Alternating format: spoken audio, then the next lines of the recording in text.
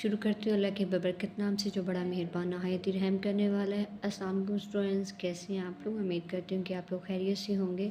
जैसे कि आप लोग जानते हैं हम एक्सरसाइज 2.6 कर रहे हैं, तो आज हमने स्टार्ट करना है क्वेश्चन नंबर 4, जिसमें हमने यूज़ करना है सिंथेटिक डिवीज़न। सिंथेटिक डिवीज़न मतलब वही कि जो हम प्रीवियस क्वेश्चंस में यूज़ करते आ रहे हैं, जिसमें हमने फाइंड आउट करना है रिमाइंडर और कोशेंट। तो खैर इसमें अब देखते हैं कि ये हमारे पास है 2 is the root of the equation x³ minus 8x plus 14x is equal to 0। ये हमारे पास रूट है और ये हमारे पास इक्वेशन है। ठीक है, हमने इसको 2 एज का डिवाइसर लेना है और ये हमारे पास डिविडेंड है। ठीक है, मतलब सिंपल हमने इसको भी डिवाइड ही करना है सिंथेटिक डिवीजन के थ्रू। तो देखते हैं क्वेश्चन। अब यहाँ पे हम ऑलरेडी लिख चुके हैं क्योंकि उसने हमें बता दिया 2 is a root. So since 2 is the root of the given equation, x³ minus 28x plus 48 is equal to 0, then by division, synthetic division। अब यहाँ पे आपको पता है मैं 1 0, अब हमने 0 यहाँ पे क्यों लगाया? क्योंकि आप लोगों को पता है इक्वेशन में आप चेक कर सकते हैं हमारे पास x² मिसिंग है, तो जो चीज़ हमारे पास मिसिंग होती है हम वहाँ पे 0 लिख देते हैं। अब यहाँ पे 1 एज इट ही लिख देंगे। अब यहाँ पे 2 1s are 2 लिख देंगे, 0 में 2 प्लस करें तो 2 का 2 आ गया। देन क्या करेंगे 2 2s are 4, तो यहाँ पे 4 लिख देंगे। यहाँ पे जो हमारे पास आ गया है 28 में से -4 करेंगे 24 आ गया। अब 48 और 48 ये प्लस का ये माइनस का आपस में कैंसिल हो गए, तो ये हमारे पास 0 रह गया। तो ये एज अ रिमाइंडर है। ठीक है, और ये इक्वेशन हमारे पास क्या है? ठीक है, अब यहाँ पे ये इक्वेशन जो है, जिस तरह आप इस एग्जाम्पल को देखिएगा, यहाँ पे यूज़ किया गया है depressed equation. Depressed equation basically इसको बोला जाता है ये वाली इक्वेशन को। ठीक है, जो हमारे पास आ जाती है, तो हम इसी के थ्रू मतलब इनके फैक्टर्स बनाएंगे, देन हम इसके अकॉर्डिंग इसके रूट्स को फाइंड आउट करेंगे। ओके स्टूडेंट्स, अब यहाँ पे जो है बेसिकली हमें रूट्स 3 फाइंड आउट हो गई। किस तरह 3 फाइंड आउट हो गई? अब यहाँ पे देखिएगा कि यहाँ पे ये 3 है। ठीक है, 3 मतलब कि हाईएस्ट पावर जो होती है, डिग्री जिसको बोला जाता है, तो इसी के अकॉर्डिंग हम रूट्स को फाइंड आउट करेंगे। यहाँ 1 तो हमारे पास ऑलरेडी है 2, तो इन्हीं के ये इक्वेशन के थ्रू हमारे पास 2 आ जाएंगे। ठीक है, अब यहाँ पे देखिए x² plus 2x minus 24 is equal to 0। अब यहाँ पे x² क्यों हम लिख रहे हैं? ठीक है, अब क्यूब तो हमने मतलब कि फाइंड आउट कर चुके हैं, क्यूब के तो ख़त्म हो चुका है किस्सा। ठीक है, अब स्टार्ट हो गया x², so that's why we can write the x² plus 2x minus 24। अब आपको पता है फैक्टराइजेशन में क्या करना है, 6 4s are 24, 6 में 4 को माइनस किया तो हमारे पास प्लस 2 आ गया। अब इसकी फैक्टराइजेशन कर ली है, करने के बाद इनमें कॉमन ले लीजिए, कॉमन लेने के बाद आपके पास आंसर ये आ गया। अब हमारे पास जो रूट्स आई हैं इक्वेशन की वो 3 आई हैं, क्योंकि हमारे पास x³ था।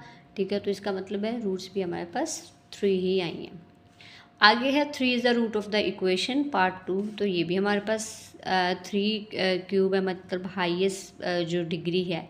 ठीक है, जिसको हम हाईएस्ट पावर बोला जाता है। ठीक है, 3 है, तो इसका मतलब रूट्स भी हमारे पास 3 ही आएंगे।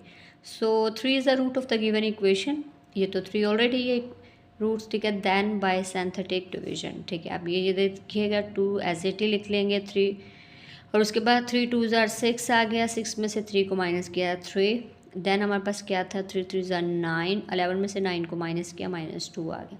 तो ये प्लस और माइनस आपस में कैंसिल हो गए, तो ये 0 आ गया। अब हमारे पास the depressed equation is this. ठीक है, 2x² प्लस 3x माइनस 2। अब 2x² 4 plus minus x minus 2 is equal to 0। Common ले लिया, कॉमन ले लिया।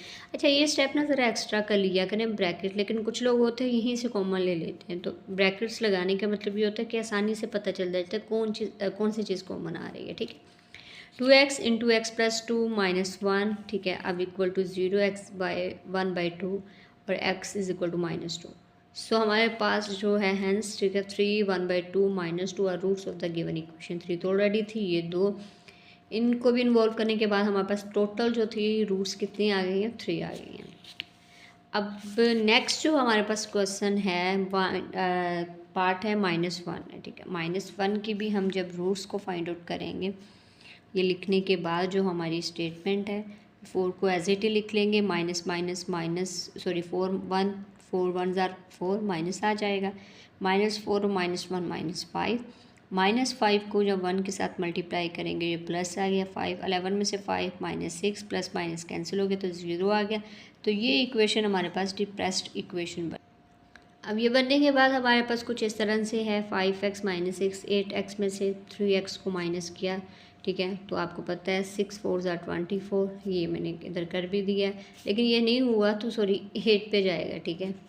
यहाँ पे मैंने करके देखा था 8 पे जाएगा, 8 3 ज़ार 24 एंड 8 में से 3 को माइनस करें तो आपको पता है 5 आ जाता है, ठीक है। खैर अब ये वैसे भी आपको फैक्टर्स बनाने में तो आप एक्सपर्ट हो ही चुके हैं, ठीक है। तो ये तो एक दफ़ा कोशिश किया करें जब आप फैक्टर्स बनाते हो तो ना इन दोनों को आपस में मल्टीप्लाई कर दिया करें, ठीक है। मल्टीप्लाई करने के बाद जब आप एक साइड पे लिख देते हैं तो खुद ब खुद आपके माइंड में आ जाता है।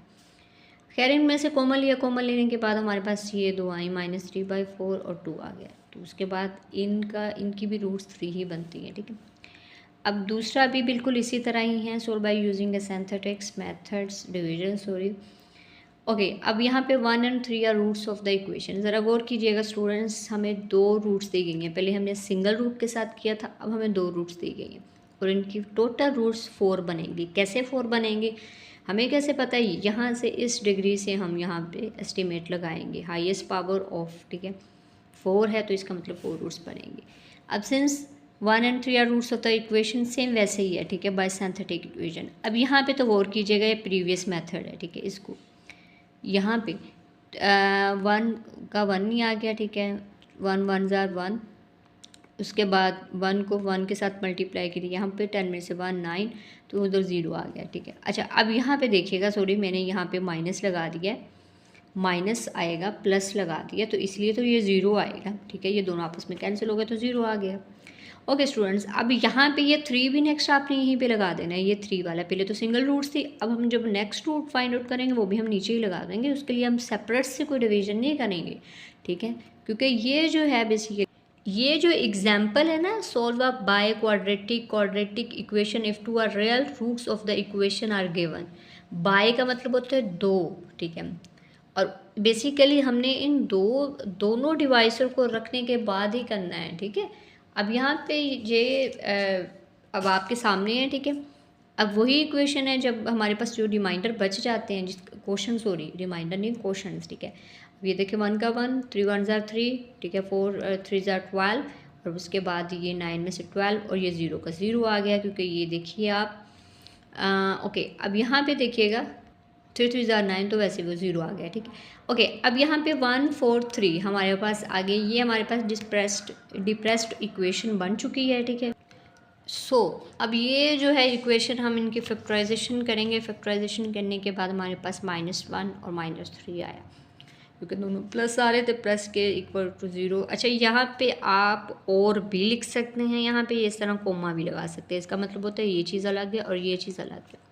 इसमें मैंने बात इसलिए नहीं की क्योंकि आपको फैक्टराइजेशन अच्छे से आती होगी, ठीक है।